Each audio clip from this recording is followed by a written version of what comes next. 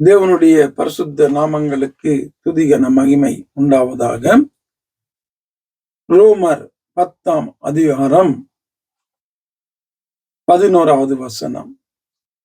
அவரை விசுவாசிக்கிறவன் எவனோ அவன் வெட்கப்படுவதில்லை என்று வேதம் சொல்லுகிறது. இந்த விசுவாசத்தை கொண்டு வருகிறது என்ன என்று பார்த்தா, கீழே நாங்க பார்ப்போம், தேவனுடைய வார்த்தை என்று நாங்க பார்க்கிறோம். இது விசுவாசத்துக்குள்ள ஒரு மனுஷனை நடக்கிறதுன்னா அது தேவனுடைய வார்த்தை.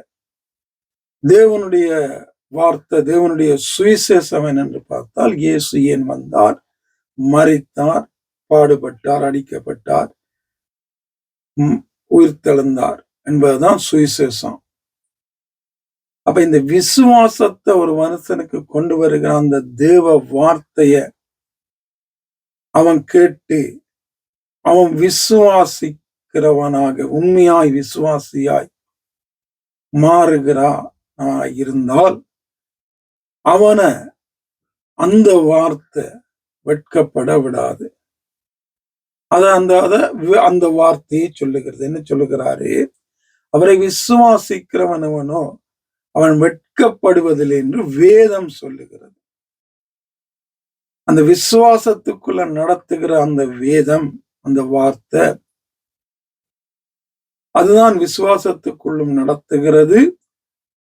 நடத்துகிற அந்த வார்த்தை தான் அந்த மனிதனை எந்த சூழ்நிலையிலும் அந்த விசுவாச வாழ்க்கை வாழும்போது, அவன் தேவனுடைய வார்த்தையின்படி வாழும்போது, தேவனை விசுவாசித்து வாழும்போது, தேவனுடைய பிள்ளையாக வாழும்போது, தேவனுக்காக எழும்பி பிரகாசிக்கும் போது, காரியங்களை செய்யும் போது, பாடுகள், துன்பங்கள், உபத்திரவங்கள் வந்தாலும் அது அவனை வெட்கப்பட்டு போய்விடாதபடி அந்த வார்த்தை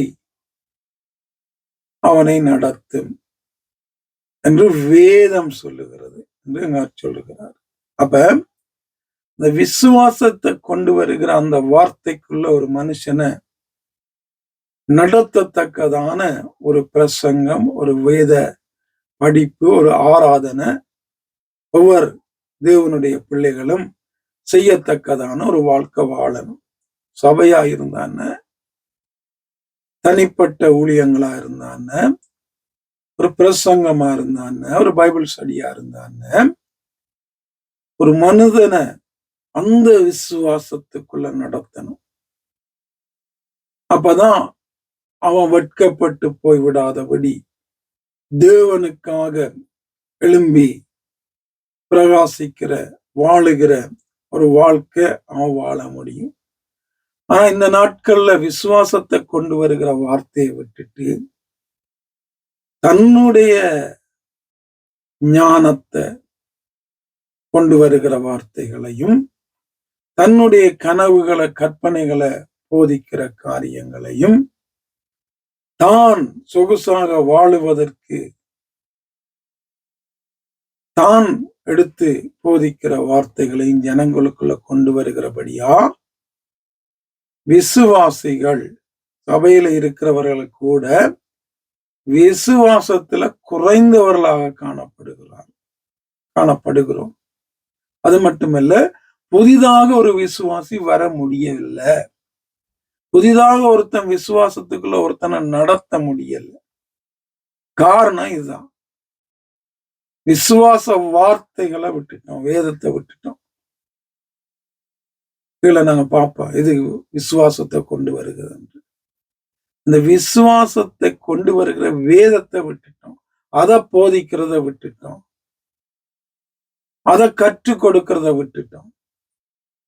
ஆராதனையில கூட வேதத்துக்கு முக்கியத்துவம் கொடுக்காதபடி கண்ட கூத்துக்கள், கும்மாளங்கள், ஆட்டங்கள் போடுகிற பாட்டுகளை படித்து ஆராதனைகளை செய்ய பழகிவிட்டோம். ஜனங்களை ஒரு குதூகலமாக, ஒரு சந்தோஷமாக துள்ளுகிறதையும் என்னென்னவெல்லாம் பண்றோம் நாங்க. அதால விசுவாசத்தை பார்க்க முடியல, காண முடியல, புதிதாக ஒரு விசுவாசியையும் பார்க்க முடியல. முடியாது இப்படியான ஊழியங்கள் இருக்கும்போது. ஆகவே ஆவியானவர் நானும் நீங்களும் விசுவாசத்துக்குள்ள நடத்தத்தக்கதான அந்த வேத வார்த்தைக்கு முக்கியத்துவம் கொடுத்து அதன்படி வாழ்ந்து அதையே போதிக்க அதையே கொண்டு வர அதற்குள்ள ஜனங்கள் நடத்த எனக்கு உங்களுக்கு உதவி செய்து வழி நடத்துவாராக. மேலதிக தொடர்புகளுக்கு 0 44 78 67 91 62 81 இலக்கங்களுக்கு தொடர்பு கொள்ளுங்கள். ஆமென்.